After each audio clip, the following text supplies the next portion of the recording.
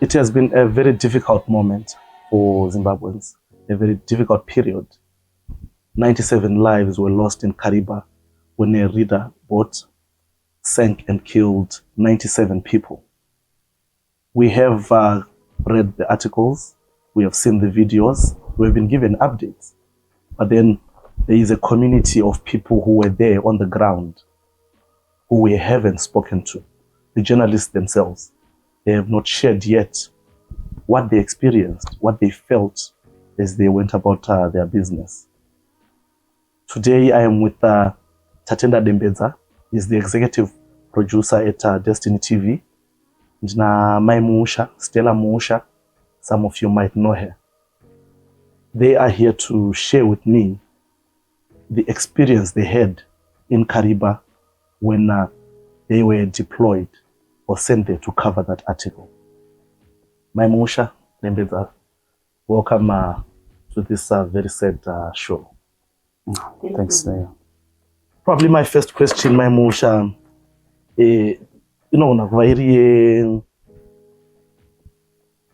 chii chamakaona chamunoti ichi paassignment iyi handisi kuzochikangana. Chii chamunoti ichi chicharamba chineni kusvikira hamunoti rini? Unoziva paunosvika panzvimbo panenge kuti I'm not strong handisida kuona izvi, but then wozongoyerekana because you are there wotarisa. And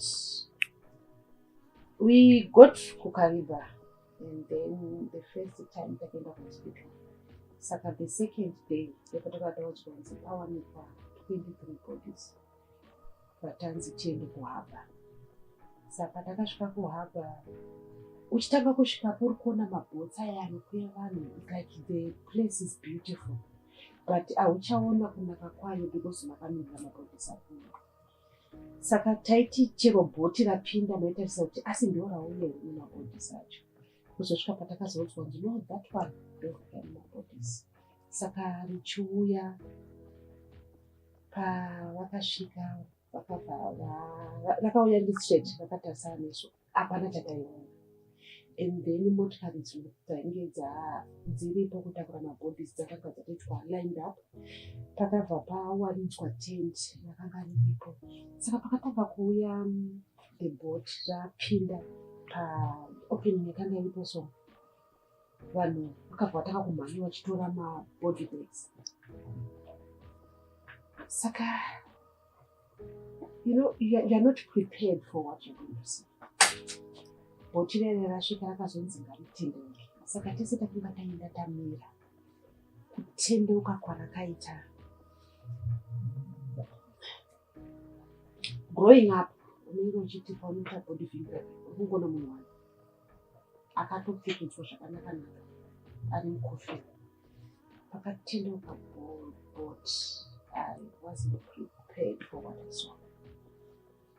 Ndakaona mabodies akanga akaitwa heaped,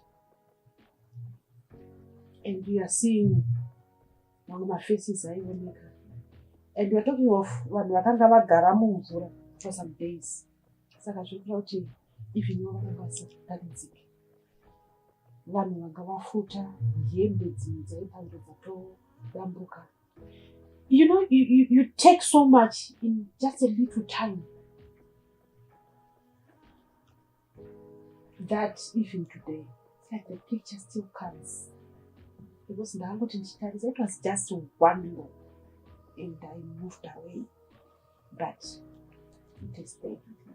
Until now, noti pekuti kana wakagara or you go to sleep, my face days like if I do you see that. You see that. I think Dembedza, you were taking my videos. You're the one who was behind the camera. How did you feel? Because obviously you had these kind of videos. You have them, not knowing if you shared them. How did you feel at that particular moment? Yeah, I think from Zvataura Mai Muusha, I don't think kubva pandatanga kuita basa ndati kuita story iri traumatizing as yatakaita kuKariba. Iro dhee ravari kutaura here. Because chinoitika, I think chinoisa kuti unyanyoshokeka Sterek is une zvaunenge wakatarisira ndeti. Inini patakaenda ikoko, I was thinking vanhu vari kuuya vakaita sei? Vakatokavhwa kavhwa. So ndangoti hanochi vanhu vari kuuya vakakavhwa. Anditi now, like what you said, ichiuya so bhoti richiuya ndakambomira so ndakashokeka manje ndichiona mabhoti zai kuti what do I do? Ndikatora futi what am I going to do with it? So chaitika manje kukamera I made sure handisi kuita sei? Handisi kutora footage iyoyo, but masango aiona manje everything zvataura mai Musha ndakazviona, and I was even closer. And your question, you said, how did you feel? And they had to explain that because there was a guy, Angari, was wearing yellow t-shirt. This way, anga manwaka anga avigwa, it must be that day, and it right. Anga achitraga mudzimai wake, atakapfeka mask, right? And inini I could see his eyes welling up. Yes or not? Inini ndaigaya kuti right, zvandiri kufila semunhu ari kutora haya ndina hangu hama yangu irimo. What about this guy? Aita kutarisa chida izo, achitarisa so, akagara nechekure zvake so ndaichimuona, achitarisa so, achitarisa so. So I saw him pointing, anenge anga amuona mudzimai wake. And state yataura namai Musha ndozvazvakaita. Handisati ndamboona munhu ari mustate iyoyo in my life. Normally tinoita mastories aya kuthe village, vanhu vanenge vapondwa vakaita sei, but hatimboende panenge paine coffee nochi. So it was a very difficult very difficult. And then probably you are describing a situation whereby as a journalist you have been sent to Kariba by Destiny TV to do your work. And then at the same time, we are human. Exactly. How did you strike the balance? Like you're saying, what did you use to say, is unchatouris? You are now journalism, how did you? I think my ethics ataidzidziswa indakangozviisawo mutsoka dzemunhu afiwa. Unoziva kuti when you told us kuti you wanted to do this, ndachitofungidzira kuti hanochi because inini usually ndiri munhu anongofara zvekufara, but then I'm actually realizing now kuti inini I was thinking I was over chinhu. No, handisati ndatombotanga because my images isayanauka ndikutoona kuti achiri mumusoro. And then my Musha, you were the one in front of the camera. And probably what was the most difficult question to ask? 97 people have died. Of course, at that time, probably there were less. And then maybe what was the most difficult question to ask?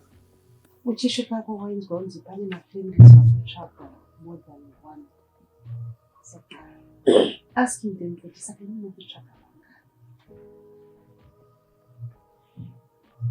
You know, I feel why at times people may so, but at that time, Chile could report because this is a national disaster.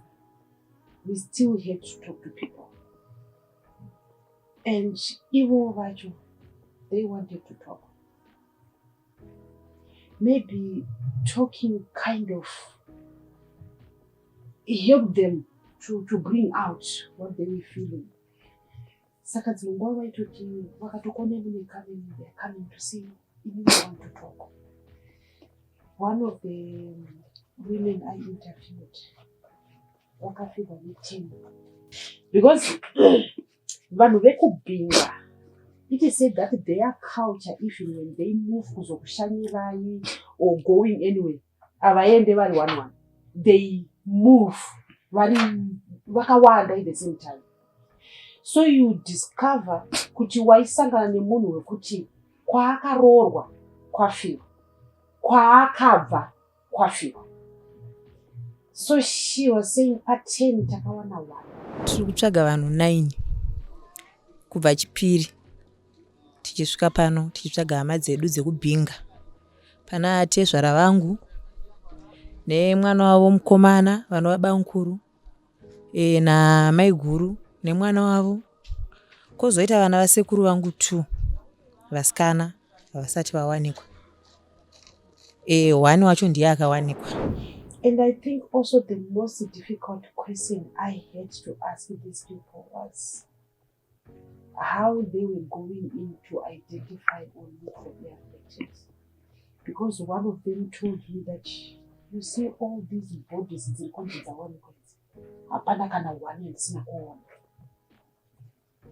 had to go in. Look at my situation. It was just one look and then I went away. But we are talking of someone like Kukudoti. I had to go and look at the faces. That was easier the first day. The first victims. Okay.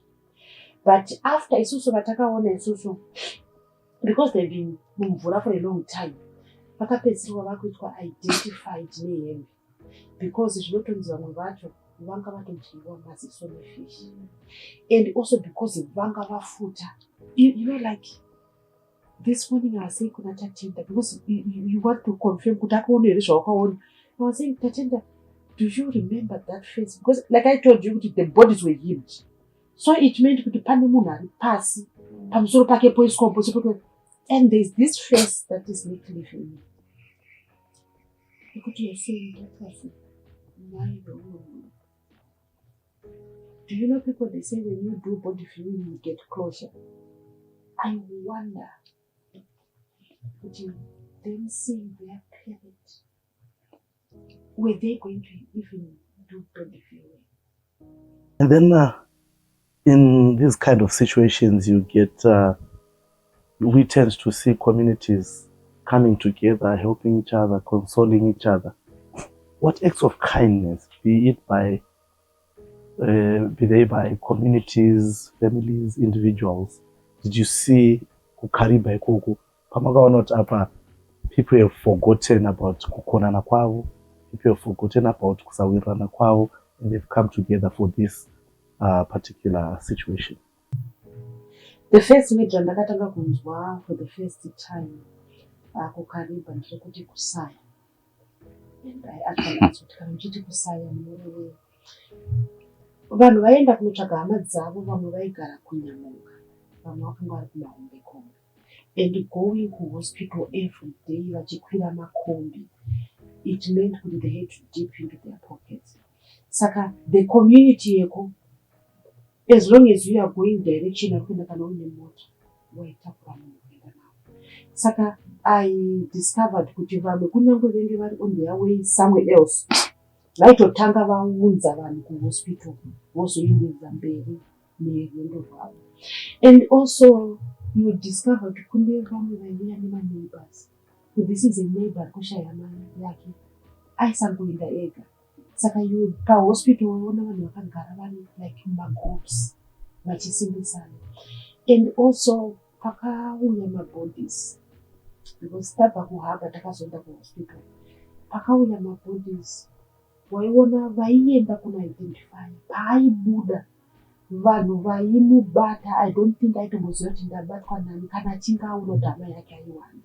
So there was that oneness yekuti pavakanga vachitsvaga hama dzavo ipapo, they all knew kuti tese we are grieving. And nekuti vari kuuya kuzoswera pahospital, vaisheya mafuta vaitenga. Kana riri lofu rechingwaiona munhu aingotora pisi votoenda vanhu vachitora. So panga pasisina zva zvekungoti ini ndikutsvaga hama yangu kuti ndindega, kana ndisina chekuti ndoswera ndakadaro. Chikafu chaitengwa nemunhu wani peushare. Plus iyo Kariba, ivo vaitaura kuti ndo magariro avo, kuti vanhu vakatongobatana. And waiti kwese kwawaifamba hapana papasi kutaurwa nyaya iyoyo. Pese pawasvika waiwana ndo yanga iri nyaya yaitaurwa iyoyo. Munharaunda tanzi hakuna uku unokwanisa kutoita mwedzi like kusaya kwanga wachitaura uchingoenda kutown uchidzoka uchingoenda something zvisingaitike kuno uchingoenda kutown hanzi because takatongobatana takadaro isikariba also nyaya yemhuka malions saka munhu akatongoonekwa achifamba anotongopiwa anotongopiwa lift mahara. So yeah, I think izvo zvitaura mai musha kuti pasituation yakadai then kana vachitombobatana pasati paitika tragedy yakadai what more kana vadaiso. And then probably Chatenda, you interacted with them on camera and off camera. Magara madays akati one day. From your perspective, community yaiblemana? Yeah, I think vakawanda vaiblema captain. This is what they said. But information zvakataurwa like captain akaita nharo isusu hatizokwanisi kuti titi ndizvo ichokwadi because takazokwanisa kuno interview hama dzachina captain vakati no vanhu vanongotaurawo zvese zvavanongofunga ende pese pafa munhu watema wachiri kurarama vanenge vachingonakurira vachingonakurira kune munhu asisipo. Baba wangu one hawadhakwe. Baba wangu one munhu akanyararisa, munhu anga akanyararisa, munhu asingataure. Izvi zvinopupurwa nemunhu wese anomugara muno muKaribha munomo vanoudza kuti no murume uyu anga ari murume anga akanyarara. Some vaitaura nyaya yebhoti because vanhu vakatanga kutaura kuti bhoti ranga ragarisa, asi pabhoti ravo manje kwavari bhoti ro vainge kunge makomba atinofira sochiya mutaundi kudzokera. Saka nyaya yekuti bhoti iri ranga ragarisa yaitaurika, asi to them, remember the bhoti rokunzi rakatanga kufamba 1985 and from 1985 harina kumbobvira raita any incident. Saka to them it was the safest thing. Pane vanhu vekuti every week they would go to Mola and come back to Kariba, Eben Kariba. They would go to Chalala and come back. Because the bottom come was a means of living for one. Their means yet trade. Because ukatasa ma statistics aripo liyo, patakabvapo pa 72 bodies dzange dzawanikwa. 31 were women, 11 were men, 17 vana vakomana, 13 vana vasikana. Tikabisa vana vaienda kuholiday. Tasarwa nevanhu vakuru 11 ne31 avo. Pa 31 vakadzi vese vatakataura navo masurvivors nevataitaura navo vachiti hama yavo vese vaienda for trading, most of them. Saka we are looking at ana mai vakanga vaine that means of surviving nekuti ndiri kuuya kuKaribha kuzohoda things, I go nazvo kundonitengesa and then I come back nefish dzandonotengesa as well. Saka bhoti iri rakatarwa nezvaro vanhu vakata nyaya yekuti rinenge renge ragarisawo pari kubuda nyaya yekuti injini yakatombonyarara, vamwe vakati ye rakanga rabva kuservice. Saka yes, captain akazopiwa musha panyaya yekuti ainzi haana vanhu vachida kufona, iye aivarambidza kufona, asi tozobva futi tinzi captain vakatofona kuti taita problem. Umwe akazoya netheory yekuti captain aiedza kuti vanhu vaite cool down but iye ane zvaaita. That we don't know. Yeah, chimwe chaitaurwa futi was nyaya zvechivanhu. Because vanhu vaiti muri kuitwa zvechivanhu, vanhu vari kubva hanzi muri kutokandwa even kana mombe magroceries. Saka there is also that spiritualistic aspect. Kuti izvoni pamwe dziva rakatsamwa o madzimo akatsamwa because of zvinhu zviri kuitwa mudziva yemunhu. And then even when I got the news, obviously on my phone, like we all do these days, ndakatarira my videos. So this was my first reaction. Vanhu vachitutirana. Akafunza dada. kwaivo vanhu ava anga vasingaoni kuti bhotirazana nevanhu vachiramba vachingoita sei vachingotutirana. And then within about, I think I had that thought for probably 2-3 days. I came across a post yaiti interpretation yema-situations, you should be very careful kuti usazointerpreta nenyaya uchishandisa privilege yako. Exactly. For example, vana dembedza vavo when they are going to Bulawayo, they choose vana Citylink. Isu vamwe tineti pahighway tichidai. Vadembedza vanoona kuti hanonoka sei, anotadza nekunonoka iye achita sei, achimisa mota pahighway. But probably dembedza kutaura from a position of privilege. Kuti haasi kunzwisisa kuti aiwa ina nditori naye yekuita sei, yekuita izvozvo. Community yekukariba, the people who visited Kariba for trade, pane aimbotaurawo here kuti zveshuwa apa pakakanganisika pakuwanda kwebhoti kana kuti kwavari this was what they were doing and it was working and it was normal. Vanhu vataibvunza because ndakatobvunza mubvunzo iwowo kuti kumasurvivors, because ndakati inini pamaipinda hamuna kuona kuti makawandisa, and they said ndozvatakagara tichitomuita dzimwe nguva rototakura vakadarika nemusi iwowo. And biggest problem yaive yekuti ukasiiwa nechikepe ichi musi iwowo waitozomirira futi pachichatozoenda, asi iwe wabva kuharareka uda kunokunza kutora fishi kuti uone kudzoka, saka ndinoda kutongoenda. Mwana wechikoro avhara ari kuti inini ndikasaenda iye zvinezvi ndinozoenda futi riini holiday ndinoenda kuda kuita sei kudzoka. So you discover kuti like we said kuti chakaita chijaira chekuti chikepe ichi chaienda nevanhu vakawanda vachinosvika, saka it was the norm thing. Do you know kuti kuno kudzimwa nguva mukombi chaimo tinoziva kuti kombi mapurisa vanoti kana itori ne18 yakawandisa, asi isu tinoyanzoti 2 vakagara kumberi 16 kumashure takwana. But how many times zatinoona isusu pamberi panogara vanhu 2 pachiswa munhu wechi3? How many times zatinoona pakadorwa pachitutirwa vamwe 4?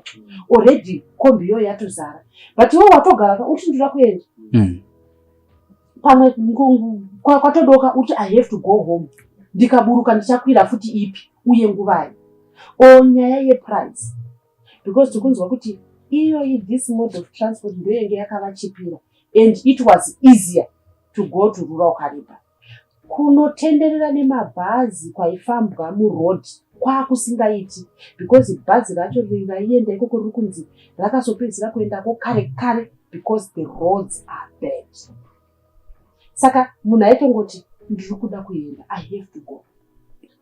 And then my Musha, I heard you are the one who advised the councillor kuti my relatives my victims arikushaya pekugara.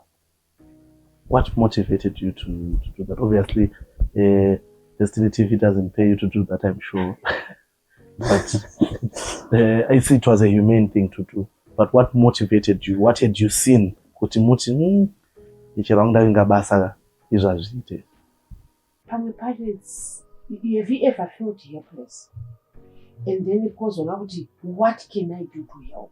So what had happened is, it was like the first time we went to our hospital and you are asking people, so there is one person who mentioned, and I was like, so where are you sleeping? She can say, ndakarara pavaranda last night. And then nyaya zvekudya, because we are looking at vanhu vari kuuya kuzoswerapo the whole day. Havasi kuziva kuti mabhodhisi achawanikwa nguva iyi, vangonzi garaiko kana mabhodhisi auya you identify them muri ikoko. Saka vari kuswera vasina kana chekudya. So this one akati isu tiri kuswerera chi? Tiri kuswerera maputi. Because look at a person a traveler from Mberengwa aendako akanga aziva kuti mwana wake was important. The only thing chaive nemurume akati ndakuya nemari yekukwereta, akanga auya nemari yekukwereta. Saka meaning kuti anga asina kana mari yekutenga chingwa chacho patuck shop nedrink, oswera achinwa mvura. So after talking to them, because tanga ta-interview a counselor, that's when I just thought, does he know kuti kune vanhu vekuti vabva kure havana chekudya, havana pekugara? And I am glad to say he acted. because takatozonzwa kuti vakadzinge vakutaura nevanhu vebhazi veCAG kuti vatakure vanhu kubva kuNyamunga uye kuMahondekombe vavaunze pahospital apa, and then vaorganize kuti vakatoannounce kuti vasina pekurara vakanga vanepa vakanga vachienda kunorara ikoko vaibva vapiwa futi zvekudya. Ndedza takambotaura nyaya yeinformant, which is what brought us here. Uchitaura uchiti vanhu vakazvipa mataitsa akabata face up distorted. How was your first night after we... Yeah, I think like zvataura maimusha images vanoramba achingoya hope unozongobiwa nehope, but because inenge unonge uchitry kuti okay no handisada kufunga nezvazvo, unonge uchizoti asida kufunga nezvazvo, let me think of something else. Rekedza ndifunge nezve kana Samsung. Unongofunga Samsung for a split second, image ya it's so heavy, anodzoka kudai, unoramba achingodzoka like zvandataura kuti pane zvavadescribe kuti munhu angakatsikirwa nanhasi ndingori neimage iyoyo nezvikwa nebhora unogona kuti hari kanomboisa mind yangu kubhora chichichichi, but I think mind brain remunhu rine magadziro arakaita zvinenge zvichingoriko kuback of your mind, saka zvinoramba zvichingodzoka. And I also think the most difficult thing is sometimes you go home and you don't have anyone to talk to. Exactly. You know, you just want to bring it out by talking. And then the person will no, don't tell me about some things. Yeah. But you was wrong, Exactly. And also, in Pampacho, I kind of downplay pain yangu. Because I said to myself, even the Kango Charlie said it was just one look and it was enough to last me this. I'm thinking of Ranu Wakanga watching the divers. Because if I Papandaka Charlie, sir, you know that sometimes it's so really, you don't know how to train it. I had another look. Wakanga Wakabata. And then the skin came. So I said to myself, but you need a kango one for armor bata. Wakabata all those bodies. Pamwini and just being too trivial because Antinakuto bata. And then you also say, Kovan, whatever I pin that I identify. You know, Leah, sometimes you, because Patakata people mask it, maybe no go because these are people. Should I put a mask? You know?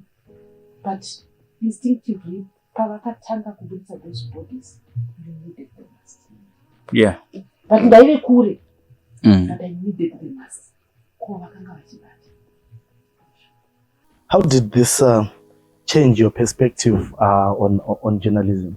I'm sure when you started this, there's something which you expected to be writing, to be producing. How did this change that? When I said I wanted to be a journalist, so that was me. I wanted to be on TV, I never thought I was going to be experiencing what I experience now. Because like what David said, tonight at the village, it's like we deal with a lot of death with Destiny TV. We are talking about people who are in pain. And I remember the other time, I think it was because of that incident because I remember now. But when we got there, yeah.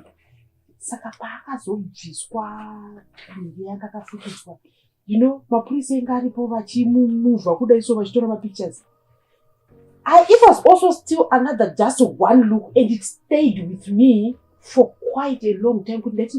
So I'm seeing that person. So even when I went to Kariba, I said to myself, I'm going to contain myself, I'm not going to see. But there's something, because you are human, and it's not something you just speech on. or off like that. I don't want to think about it. I'm going to switch it off. It doesn't look like that. Yeah, it will stick forever. Usingade, you think of it. We are talking with the pekuti you want to eat. Ine mazi yokutanga ndakambenge ndatoregera kudya nyama yacho. Just because, but I said to myself, but it was just one look. But mazi yokutanga nyama yacho yakanga ichonetsa kuti uidye. Liza, I think the same question. How did this change your perspective on journalism? Yeah, I think more or less wataura maimusha kuti because I think my journalists talk about it. No, susu we enjoy our work and because pane kamwe kajwe kanouya nekuti uri kuziva zvinhu zvisati zvazikanwa nevanhu, especially tomboti kana uri sports journalist kuti no inini ndine experience yemurufaro ndanga ndirimo ndachiona everything. Aristicus Yoba munozoona paTV ndinototaura naye tototora selfie tese, saka une ka excitement kako. Now apa ndakaona kuti and aya ndo atinoti ma stories chaiwo because ano affecta vanhu, not vanhu vashoma, nyika yese, even international community.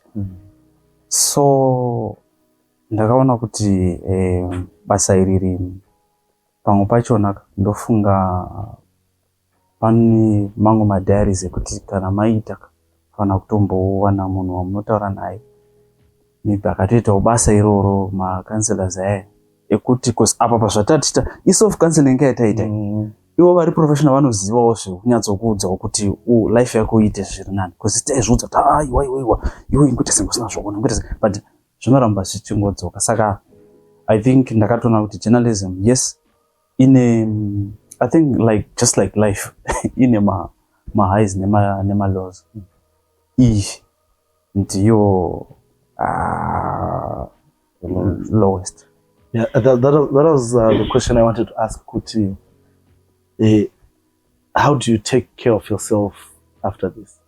And in terms of mental health assistance, whether you have received it, whether I think it's of particular importance, especially to journalists who went there. Quite a number of your colleagues were there.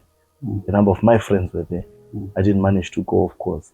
But any kind of mental health assistance you have received or which you are hoping for, or how have you been taking care of yourself? So far, professional mental health assistance is professional asandaiwana. Inini zvandinoita I think pama situations akawanda to try kuzvikansela but izvi zvakaoma manje. So ndo zvandinotry kuita kuti ndikwanise like because do you know kuti zvinhu izvi zvinozoya papi manero and I don't know why. Maskati, I think it's because tinenge takagara takadai so tiri kuonana handiti and there's a lot of things happening. Saka hazviwi but wazwapa dhini manje manheru ende musiwo magetsi akunenge kusina. Magetsi kunenge kusina. Wakatarisa mudenga so. Unyazwa. Saka indinongozongo try kungozviudza kuti no zvinhu zvinowanikwa muupenyu zvakaitika because ndakanzwawo patakataura nemasurvivors zvavaiti ndo zvatiri kuudzwa nemacounselors kunzi varipo vanotaura nesu, vamwe vanouya ngatinamate zvinowanikwa, varipo vanhu vari kutigadzirisa, asi munjere dzako munhu hazvikurumbidze kubuda. And also, you know, I'm a believer. I pray. I pray. Maimusha, how have you been taking care of yourself? Prayer is the first thing, and also me, what is it means talking. Anyone who wants to listen to me, I talk to them. She called me. She wanted to talk. Anyone who is willing to give me an ear, I think that have helped me to, like I was saying to you, that it will be difficult when you stay with a person who is saying, you know what, you want to tell me that it rattles me. So you know whom to avoid, but talk to those who are willing to listen to you. And I interviewed the lady who said she was the one I phoned, but we need help. When I asked her, how is she coping? Because she saw people dying. Yeah. She saw people she was with. Muchikepo, vachifa, nevamwe vakararama. Aive nemwana wake, achiti vamwe taisimbisana kuti musabate, musanegedze, rambai makabatirira kusvika vazowana help.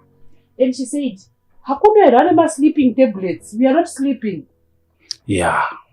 And hatisi kurara, tisina mapilisi ekutirare. Saka inoza sometimes uchitaura nemunhu ka. And that day it was before taona the bodies. For me it was pandakama interview. We had not seen the bodies.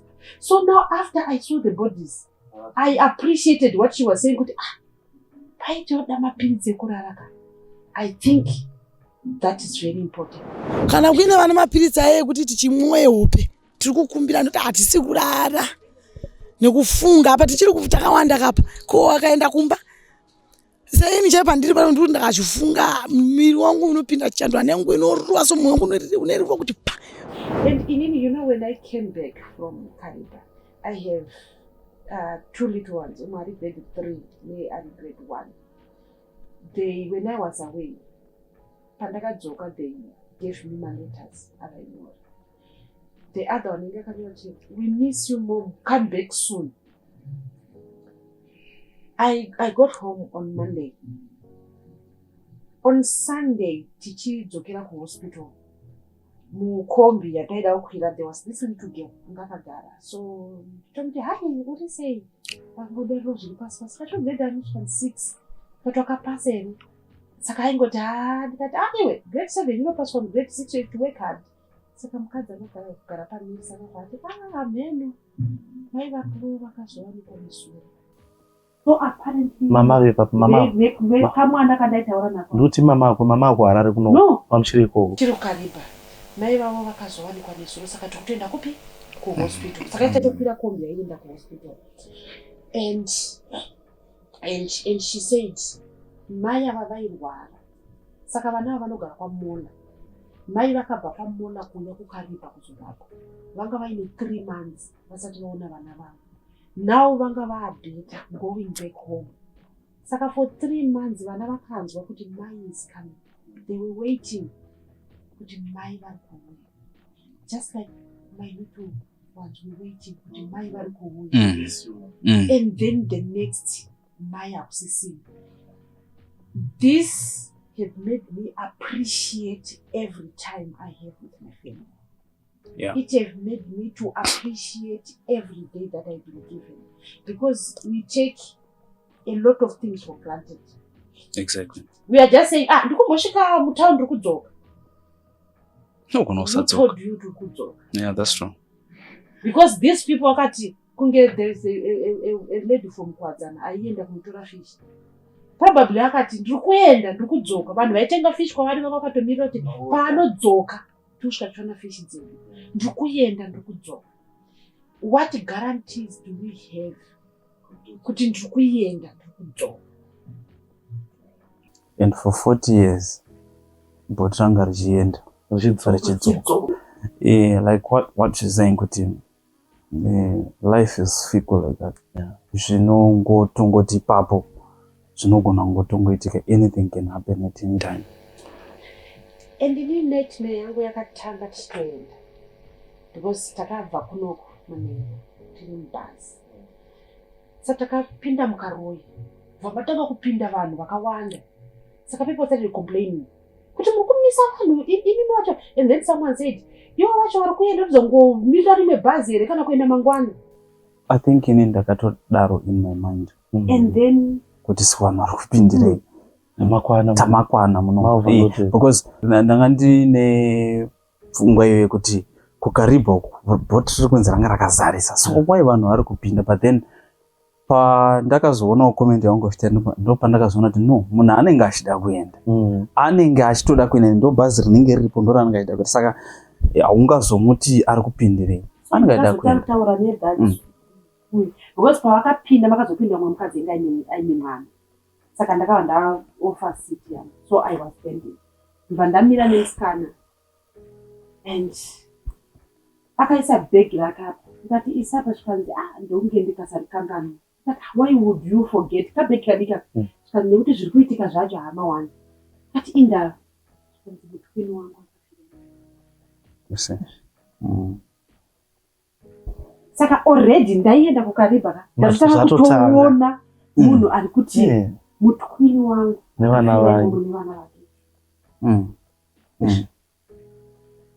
So ndino kungotaura nevanhu vari kuchema vese. It's and then probably as we conclude, this is a very difficult discussion to conclude. I do not know when to say we have said enough. We were once assigned to battlefields. The late Aida Metu and I. We spent a couple of days there. Papaitka mine disaster. At that time, one of our editors. So at that time, the Shana Limits not to say that. Yeah, that's what you say. But so I would take videos, edit videos, send them to Dembeza, or take videos and send them, and then he would edit, write articles, and Mama Papa kaita pa kavali so. We had to walk. I don't know how many kilometers, maybe 5 or 6 kilometers ago. Do have any network and stuff like that. And then one of our editors was like, "Your videos and pictures have no emotion. No one is crying. I want pictures with emotions where people were crying. Where people crying in Kariba." The most difficult time it was when we got the one who made our bodies. Saka pawaizonzwa mmeri vanhu vabuda vaona umwe wavo. You know, have you ever heard munhu achiti ndafara kuti ndauona chituna chesister yangu? There is joy in that death. Because to them out takunokwanisa kumuviga saka zviri nani. But you know, when you are waiting daenda ngomuwana paunozomuona reality strikes. It's the same name ngachitaurwa naDembedza. We went ku burial paivigwa mwana nomwe mukadzi. Saka tazove kuhamba ndo patakazoziva kuti mwana anga achivigwa yaya ndewe murume ushu. Akanga auya nawo kuzomirira mukadzi wake wanga. Saka achiti dai ndikangomuwana ndongoviga hangu zviperi. And that man, it was very unfortunate. Ndiye akatanga kuidentify mwana wake, the one who was floating. Because he said, "Tamari dzangu pandakavati mwana wangu vakati unoziya sei kwewe? Pamwe vako vaita sei vararama?" Hanzi ndikati I know nekuti ndini ndamupfekedza sei. Mateki aakapfeka netracksuit yaakapfeka ndini ndamupfekedza. Saka patanga tiri kuaiti dai mukadzi wako akanga wanikwa. Saka aive nebrother yake. And I remember pane paakambosunga because ndakazenge ndabva nevawanda ndino come sit here. Akabva sunga ndikati no, let your brother. Saka akavhanidza kuti kanzi mukoma anga akapfeka jezi rakanzi 01 nejini reblue. So the mukoma tavati all right. And then he stood up akamudedza kuti kanzi jezi racho rakanzi 01. You know, at that time you are numb. But after it breaks you. That's true. Now when I think of that man, my heart always goes. Kuti ndabva kuviga mwana wangu nhasi. Ndakuti dai mai vacho vawanika ndangovaviga. Atobvuma. And then there was another guy aiti mukadzi wangu nendamuti auye musi weTuesday. Akatadza Tuesday akati no ndinoya Friday. Akatadza Friday then the Tuesday iye nemwana. And then vamwe mai vaitara nepane vakanga akuda kuzviuraya kuti baba naamai hameno baba naamai nemunun'una wake anzi akanga akutoteremuka. Mai vavo vanotengesa pamukiosk yeRed Cross. Hanzi ndakatozotumira mwana wangu nomutora kwanga akuteremuka achienda because Kariba ine makomo. Ndakanga akutoteremuka achiti zvirina nendifa hangu. And then there was another sister aiti last volume pamidi mwana mudiki ndoakaya kuzotsvaga akanga achienda kuna baba kuholiday. You know, everyone ari kutsvaga munhu wake, but it's a different story. Yeah. Because just like the chords egitari dzinoreva zvakasiyana. Kana ari kutsvaga mukadzi, kana kutsvaga mwana, ari kutsvaga hanzvadzi, ari kutsvaga baba, ari kutsvaga baba mukuru, ari kutsvaga muroora, ari kutsvaga muzukuru. It's just so. And even my prayers vanhu pavaitaura hanzi tiri kunamatira kuti vasati vawana hama dzavo vadziwane, kureva kuti vanga vatosvika, handiti pane malevels aya kuti vangatosvika vanga vatouda mudenial, because iwewo chero ukafirwa unombotanga uchiti haiwa haiwa paitika mistake apo. Zvoroti even chero ukatosvika panhamo pachona chaipo pakaungana vanhu unogona kutonga usingatombochemi asati zvaita sinking, but panozonovhurwa coffin pabody viewing manje, then you realize kuti yeah, that was my experience when my father passed. You see, when my father passed in the first year of college, yes, I didn't cry. And unfortunately wakatosheka mugweru macho mana ndiri paMSU ndikatofambira mapepa avo zvese I wasn't crying. I think ndakatoenda ndikanovaona and after some time ndisati ndanovaona ndaifambisa mapepa avo chichi zvese ndichienda kupolisi kutraffic because he was involved in an accident. There are only two instances I don't remember that. Firstly, when I was given my father's wallet and I realized that very few men just leave their wallets lying around. Pamdarabaya. Yaurutaura kuti pane paunosvika pakubvuma kuti izvi ndozvaita sei ndozvatoitika pamupesa unochiti mudana wangu haya wainini kadziya ndozadzogona kufona in time zototuripiwa ichichi tozorealiza zvatoitika kaizvi ndozvatoepo ndo reality. You can imagine mafamilies evanhu vakawanda kudai so vachi. You know, when my father passed, people there's this thing yekuti Ningi is stronger than vamwe ngaaende iye. So vakabva ndichitora chitupa the one is going right. So patinoenda kumochari vanokuinzurai munhu wenyu so that you are going to I also remember when we identified my niece. Those images have never been.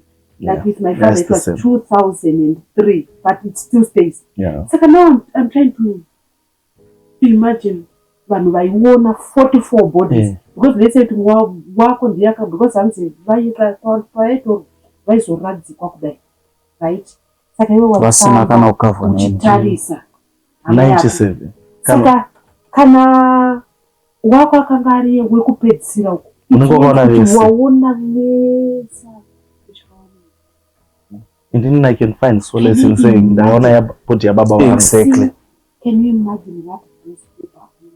Because even patakaenda remember the minister Marinto vachitaura nyaya yekuti there is yes. Kumunhu wese masurvivors nevese we had to go amazing. Yeah, that's true. So all in all, Kariba was, to me it was one of the most painful situations. Because like I said, with the Mesemawa Pinda combi, chances were half of it. Yeah. If there's anything to add, oh yeah, ndotongoti like zvanogara vachitaura pamastories vaya kuti rufu 1 rwakatowandisa. Now what more 97 asi zvinhu zvinotambirika, and I think we can say vakarasikirwa adei Mwari avanyaradza. And so there's a movie andaiona, so there's this word randakasangana naro hanzi meaningless platitudes, and papabva kufiwa zvikanzi hanzi kana pafiwa people always say meaningless platitudes. like kuti no, we understand you don't understand the thing. Yeah. Pane mai vakachema ndafunga kuti muchataura vakafira no 19 vanga vawana 1 vanga wana 4 musi watakasvika vakawana wechi4 kwakasara 15. Chiti 19, you mean 19 relatives? Yes, 19 vanga vari muchikepa.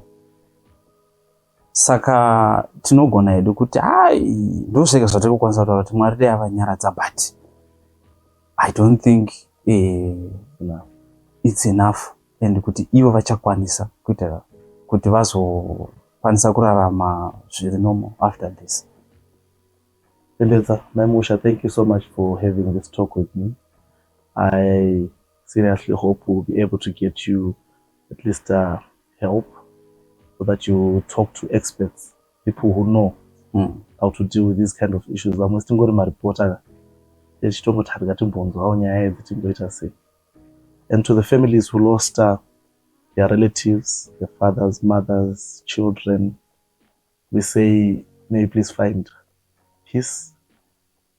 We know whatever we say might not be enough. And like what Dembedza is saying, we do not understand. We will never understand. This is too much of a disaster for anyone to understand. It doesn't make sense. It will never make sense. And there's very little we can do about it. At the end of the day, we are just human. May the good Lord bless you.